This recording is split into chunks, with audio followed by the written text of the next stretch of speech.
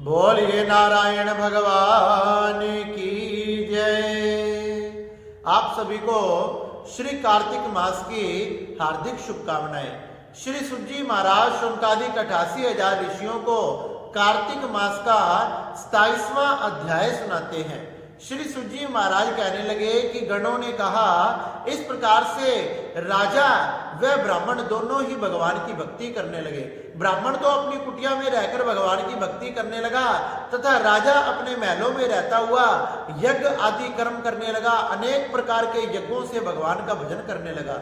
एक दिन क्या हुआ, जब वह विष्णुदास नाम का ब्राह्मण भगवान का लिए भोजन को बनाकर भोग लगाकर जैसे ही थाली को रखता, उसकी थाली प्रतिदिन कोई चुरा ले जाता था। वह जाकर देखता कि मेरा भोजन कहाँ गया, कौन चुरा ले गया।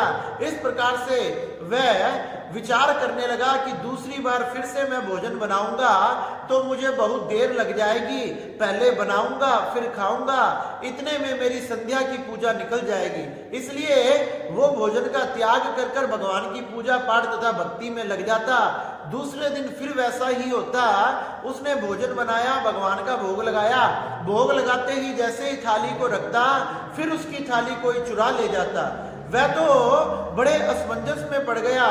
ऐसे करते करते करते करते 6 दिन व्यतीत हो गए। जब 7वां दिन आया तो उसने विचार किया, आज मैं अपने भोजन की रक्षा करूंगा और देखूंगा कि मेरी थाली को कौन लेकर जाता है। आज वह सुंदर भोजन बनाकर भगवान का भोग लगाकर और भगवान का भोग लगाकर उस थाली को रखकर दूर से छिपकर देखने लगा कि मैं भी तो देखूं मेरे भोजन को, मेरी थाली को प्रतिदिन कौन लेकर जाता है।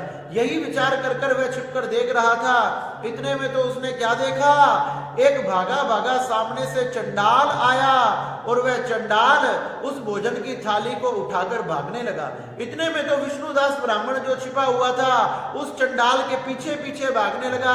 कहने लगा कि भैया, आप ये रूखा सूखा भोजन कहाँ लेकर जा रहे हैं, थोड़ा घी तो लेकर जाएं।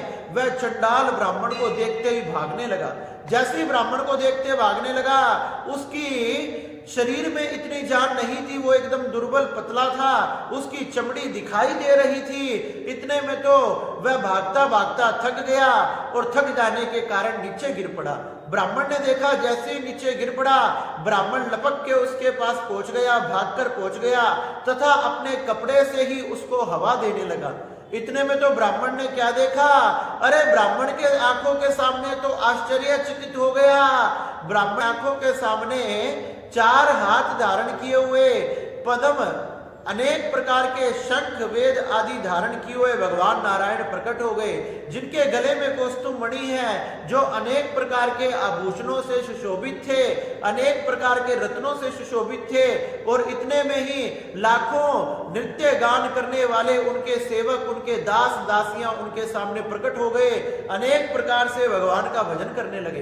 विष्णुदास ब्राह्मण ने क्या देखा कि भगवान नारायण ने विष्णुदास ब्राह्मण को अपने गले से लगा लिया और कहने लगे, मैं तेरी भक्ति से प्रसन्न हूं। अपने गले से लगाकर उसे अपने साथ सुंदर विमान में बिठाकर वैकुंठ धाम की तरफ ले जाने लगे।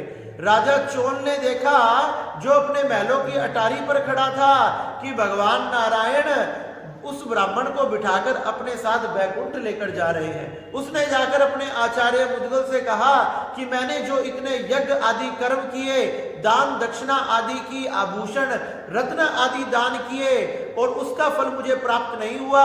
उस ब्राह्मण ने केवल भक्ति करी, उसे भगवान की प्राप्ति हो गई और मेरे इतने कर्म करने के बाद भी मुझे भगवान की प्राप्ति नहीं हुई। इसलिए मैंने इन सब का त्याग कर देना चाहिए और जंगल में जाकर भगवान की भक्ति को करना चाहिए। उसी समय राजा के पुत्र ना होने के कारण राजा ने अपने भांजे को गद्दी पर बिठाया, राजा बनाया और खुद जंगल में भगवान का भजन करने के लिए निकल गया। वहां सुंदर आसन लगाकर अपनी कुटिया बनाकर भगवान का भजन करने लगा और भजन करते करते बहुत से वर्ष व्यतीत हो गए। बहुत से वर्ष व्यतीत हो जाने के बाद भी भगवान नारायण ने जब दर्शन नहीं दिए तो एक दिन सोच लिया कि मैं अपने इन प्राणों की आहुति दे दूंगा। एक अग्नि कुंड में ऊपर से छलांग लगा दी। जैसे ही छलांग लगाई, अरे भगवान नारायण तो अपने भक्तों के लिए तैयार रहते हैं। भगवान नारायण उस अग्नि कुंड में से अपने दोनों हाथों को फैलाते हुए बाहर आ गए। जैसे राजा को अपने गोद में लेकर भगवान उस कुंड से बाहर आए हो। राजा को अपनी गोद में लेकर भगवान बाहर आए। राजा भगवान नारायण को देख के प्रसन्न हो गया। भगवान नारायण ने उस राजा को अपने गले से लगा लिया। अरे मैं तेरी भक्ति से, मैं तेरे त्याग से प्रसन्न हूं।